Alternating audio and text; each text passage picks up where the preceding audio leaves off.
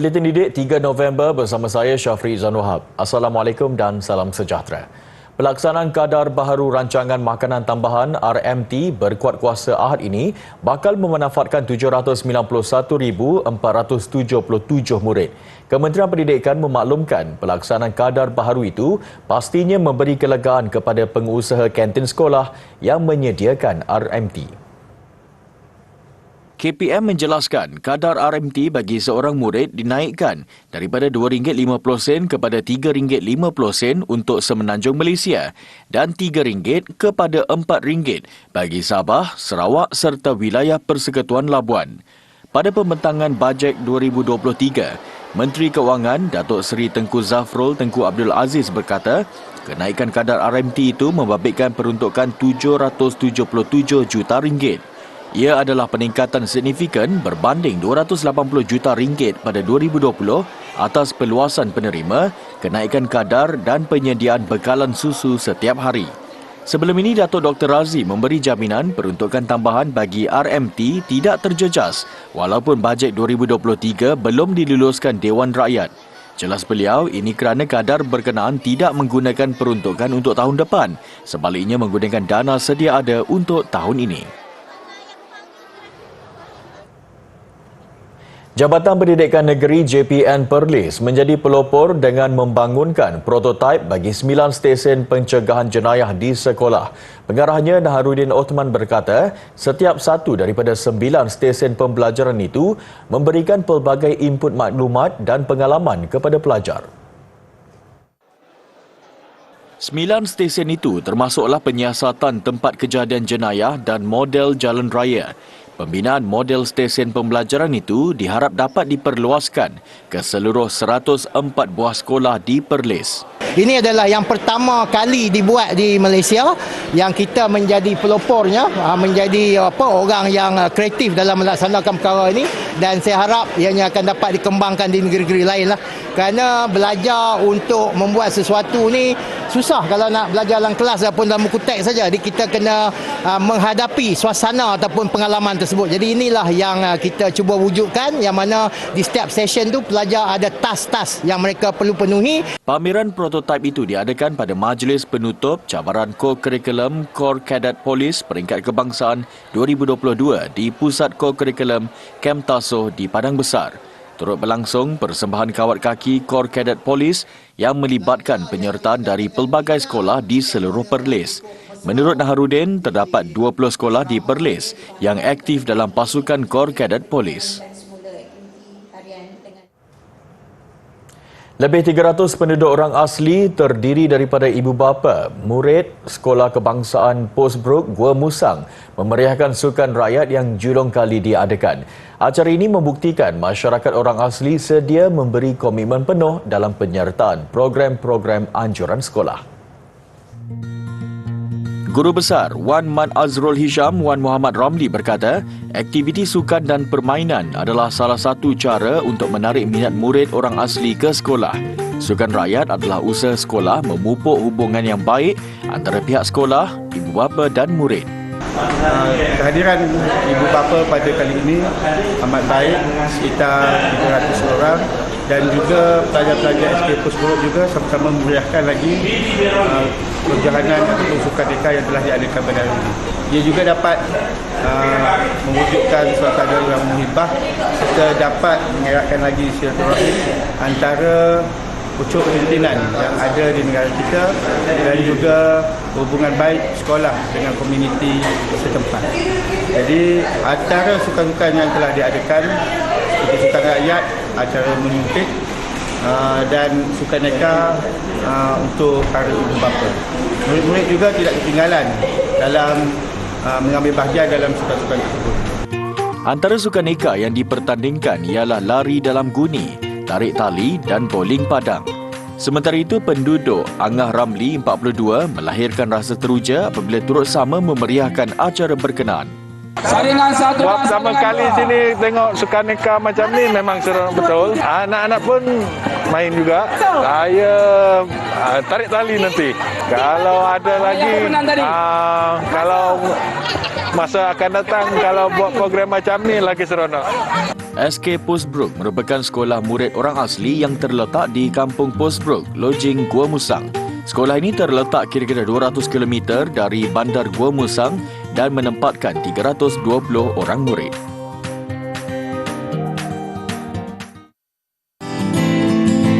Hai adik-adik, artifak pilihan kita pada hari ini adalah scroll kaligrafi Sini. Apakah itu Sini? Sini adalah tulisan kaligrafi yang berasal dari perkataan Arab iaitu Sin yang bermaksud Cina. Penulis hot Islam di China menulis di atas scroll kertas dengan menggunakan berus lukisan tradisional Cina. Kaligrafi seperti ini akan dilukis di atas kertas atau lembaran kain sutera. Contoh terawal tulisan Sini adalah dari dinasti Ming yang boleh didapati di mihrab masjid di China. Penulis hot China menggemari ayat Al-Quran, syahadah, basmalah dan juga 99 nama Allah. Ayat-ayat ini juga diubah menjadi kaligram seperti dalam bentuk tumbuh-tumbuhan, pasu, buah-buahan, bunga-bungaan atau pedang.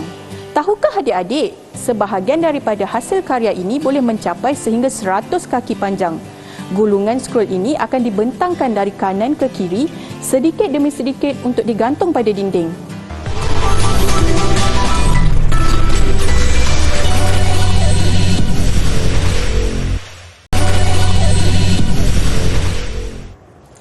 Institut Kraf Negara IKN berjaya melahirkan 93 graduan berkemahiran dalam pelbagai bidang seni kraf tahun ini. Istiadat Convocation IKN ke-20 melibatkan 46 graduan Diploma Seni Kraf, 13 graduan Sijil Seni Kraf, 23 graduan Sijil Kemahiran Malaysia SKM dan 11 graduan Sijil Kemahiran Tenun Pahang Diraja. Buat julung kalinya, 13 graduan dari kampus satelit IKN Cawangan Sabah yang tamat pengajian SKM dalam bidang tenunan dan rotan turut diraikan. Convocation disempurnakan oleh Ketua Setiausaha Kementerian Pelancongan, Seni dan Budaya, Datuk Saraya Arbi. Turut hadir Timbalan Ketua Setiausaha Kebudayaan MOTAK, Muhammad Yusri Muhammad Yusof dan Ketua Pengarah Kraf Tangan Malaysia, Ainu Syam Ramli. Melalui majlis itu juga, 3 graduan menerima anugerah Ketua Pengarah. Mereka ialah Anis Suraya Aini, graduan Diploma Seni Kraf Batik, Hilmiah Abdullah, graduan Sijil Seni Kraf Rotan dan Muhammad Izzat Hilmi Afendi, graduan SKM. Datuk Saraya melalui ucapannya mengakui berbangga dengan kadar kebolehpasaran graduan IKN yang setara dengan institusi pengajian tinggi awam. Sehingga kini, kadar kebolehpasaran graduan IKN mencatat jumlah cemerlang di mana 22,323 atau 83% berjaya meneruskan kerjaya dalam pelbagai bidang. 41% terlibat secara langsung dalam industri kraf, manakala 35% bekerja dalam pelbagai sektor awam dan swasta. 179 graduan IKN juga berjaya melanjutkan pelajaran ke peringkat ijazah dan sarjana. Pameran Jom Masuk IPT, demonstrasi STEM dan TVET serta kursus pendek pembelajaran sepanjang hayat antara pengisian sepanjang Karnival KPT Keluarga Malaysia di Parit Sulong, Johor. Karnival berlangsung selama 2 hari bermula hari ini, melibatkan penyertaan daripada jabatan, agensi serta IPT di bawah KPT. Karnival turut menganjurkan program CSR TVET Polisi seperti khidmat gunting rambut dan servis asas motosikal secara percuma. Pemeriksaan kesihatan dan gigi percuma, bicara kerohanian, persembahan kesenian dan kebudayaan turut diadakan. Pengunjung berpeluang mendapatkan pelbagai maklumat berkaitan KPT yang memberi manfaat untuk setiap lapisan masyarakat. Program dan aktiviti yang dirancang juga untuk menyebarkan lagi semangat KPT prihatin dan uniti ke segenap lapisan rakyat Johor. Dewan Bandaraya Kuala Lumpur DBKL menempatkan kira-kira 42 butang panik di 8 taman di sekitar ibu negara bagi memudahkan orang ramai mendapatkan bantuan ketika berdepan situasi kecemasan. Ia sebagai komponen keselamatan tambahan selain pemantauan CCTV sedia ada di taman awam. Tinjauan dilakukan wartawan kami di Taman Tasik Titiwangsa, salah satu taman rekreasi popular bagi warga kota. Lokasi riadah berkeluasan 46.13 hektar itu menyediakan pelbagai kemudahan rekreasi yang diselia di BKL, termasuk kawasan permainan kanak-kanak, peralatan senaman dan trek jogging. Butang panik yang ditempatkan di kawasan ini nyata memberi kelegaan kepada pelawat, khususnya mereka yang beriadah seorang diri. Yelah, risau jugalah kan, sebab tempat macam ni, lagi tempat macam ni besar kan. Imbang pasal keselamatan lah. Kadang kita jalan tak tahu kan, kita bukan kenal orang. Kita lah risau jugalah pasal keselamatan tu. Oh, ini bagus. Boleh immediately boleh press itu button, ada orang datang pandukan. Itu saya ingat bagus lah. Kalau CCTV tak tahu mana, telefon pun tak ada, susah nak telefon lah. Jadi kalau sekarang ada button emergency boleh press itu button, saya ingat is okay. Saya harap pendapat saya lebih banyakkan pasang lah pada tempat-tempat yang strategi, tempat-tempat yang membahaya kan. Pasal kalau kawasan Tasik Titiwang sini besar, jadi tapi yang paling mustahak untuk kanak-kanak lah, budak-budak yang muda kan. Untuk menggunakannya mudah. Pelawat yang berdepan situasi cemas hanya perlu menekan butang kecemasan itu bagi mendapatkan bantuan segera.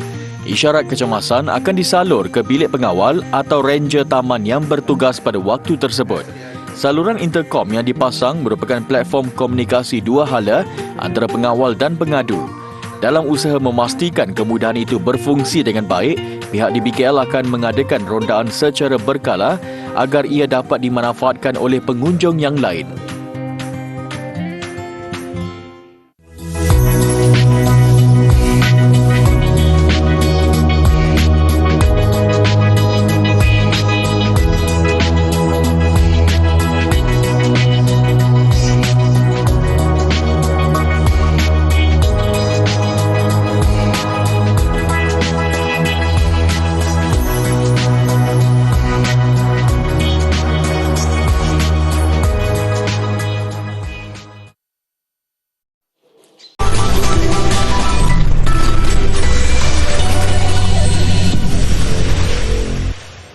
Jutaan pelajar kembali ke sekolah di seluruh Filipina semalam. Ia selepas kerajaan menguatkuasakan arahan mandatori pelaksanaan semula kelas secara bersemuka selepas perintah berkurung akibat pandemik COVID-19 selama lebih 2 tahun.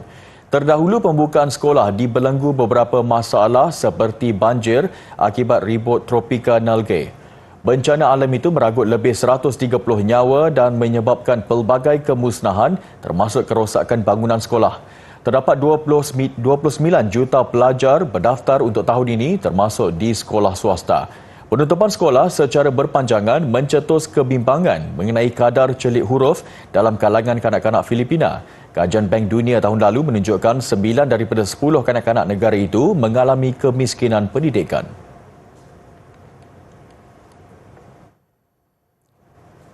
Seorang doktor dari Mesir sanggup memakai baju adiwira bagi memastikan kanak-kanak yang memasuki bilik pembedahan tidak terlalu tertekan. Pada masa sama, Dr. Hisham Abdul Qadir berharap langkah yang dilakukannya itu dapat meningkatkan moral pesakitnya dan ibu bapa mereka. Kebiasaannya, semua perbuatannya ketika bergaul dengan pesakit kanak-kanak itu dirakam untuk dikongsi ke TikTok. Menggunakan watak adiwira Super H, Dr. Hisham berharap langkahnya itu dapat membantu kanak-kanak menjalani hidup dengan lebih sihat. Video berkenaan digunakan bagi menerangkan kepada mereka supaya jangan bimbang atau takut kerana terpaksa meninggalkan ibu bapa untuk memasuki bilik pembedahan.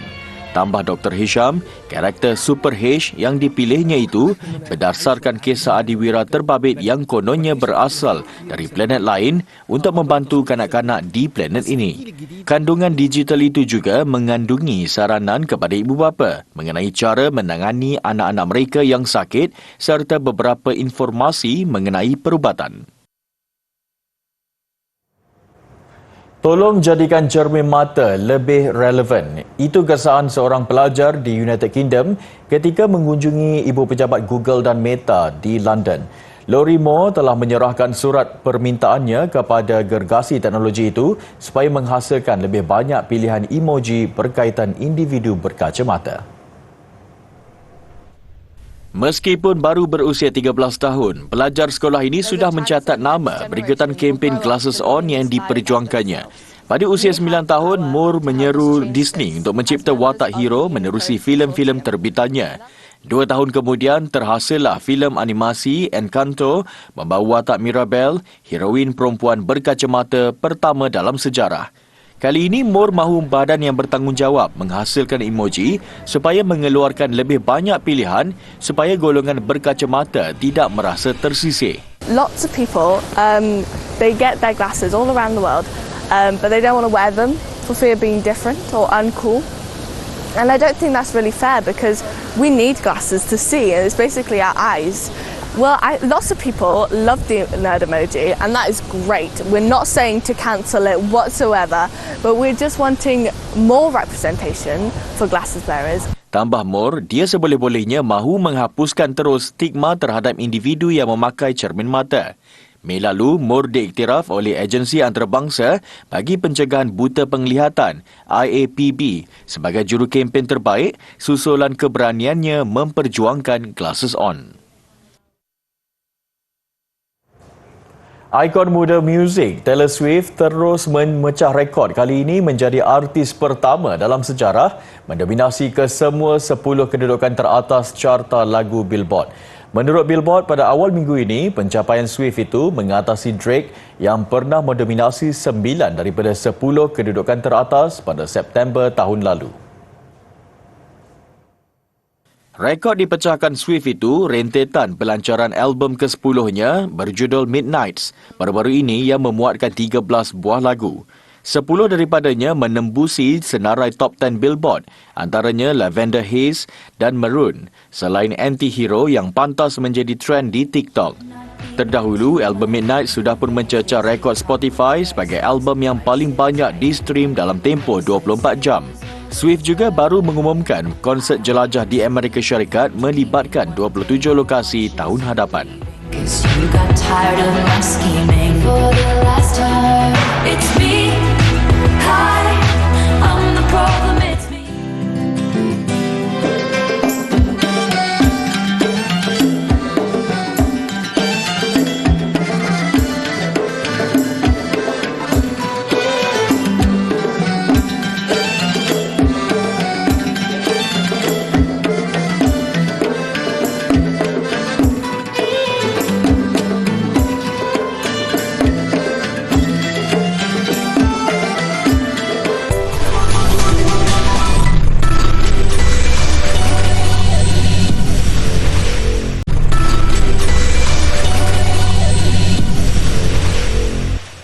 Sukan dimulakan dengan badminton terbuka Jerman. Pemain perseorangan berpengalaman Liu Darren gagal meneruskan kemarahan apabila terkandas pada pusingan kedua hari ini. Kini cuma tinggal 3 wakil negara meneruskan cabaran pusingan kedua, iaitu beregu lelaki, beregu wanita dan campuran. Pada pusingan kedua petang tadi, Liu Darren menentang pemain muda Cina Li Shifeng. Berada di ranking ke-29 dunia, Liu Darren tewas 18-21 pada set pertama. Ketangkasan Shifeng, pemain ranking ke-32 dunia, gagal diatasi Liu Darren apabila mudah menamatkan set kedua 21-10. Tiada lagi wakil negara dalam kategori perseorangan lelaki selepas Eng Ziyong turut ditewaskan Shifeng pada pusingan pertama. Dalam pada itu, pemain tunggal negara dalam saingan perseorangan wanita, Goh Jin Wei, turut tersingkir.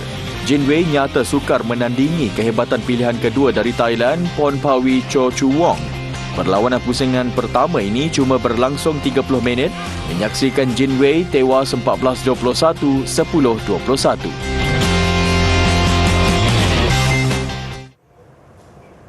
Hoki Piala Sultan Azlan Shah tewas pada aksi pembukaan, ada peningkatan yang ditampilkan skuad kebangsaan pada perlawanan kedua apabila seri 1-1 menentang Pakistan.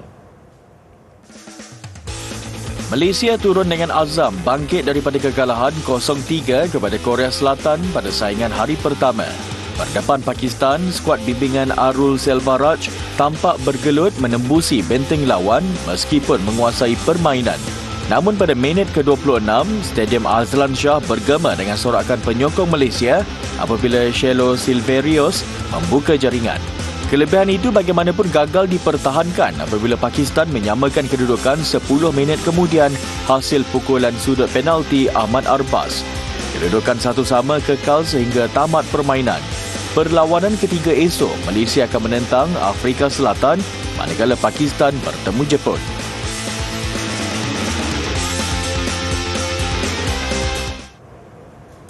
Keperkembangan para sukan Malaysia Parasukma 2022 antara yang menjadi tumpuan acara renang yang bermula hari ini. Hari pertama sukan renang pagi tadi yang berlangsung di Pusat Akuatik Nasional Bukit Jalil menawarkan 13 pingat emas. Perenang Pulau Pinang Firdaus Faridudin Nordin paling awal mencuri tumpuan apabila meraih pingat emas. Pada acara 400 meter gaya bebas lelaki kategori S8 S9, Firdaus mencatat masa 6 minit 5.7 saat untuk muncul pemenang. Perenang berusia 23 tahun ini turut memecah rekod peribadi miliknya. Saingan acara 100 meter kuat lentang lelaki S5 S6 dilihat paling sengit apabila 3 perenang berjaya memecah rekod kebangsaan. Emas turut dimenangi perenang Pulau Pinang Muhammad Nur Faris Ghazali dengan catatan 2 minit 12 saat.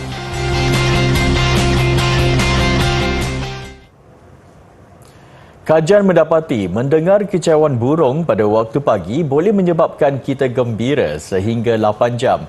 Ia membantu kita rileks serta meningkatkan tahap kesihatan. Saya Syafri Zon Wahab, salam hormat dan Assalamualaikum. Jumpa lagi.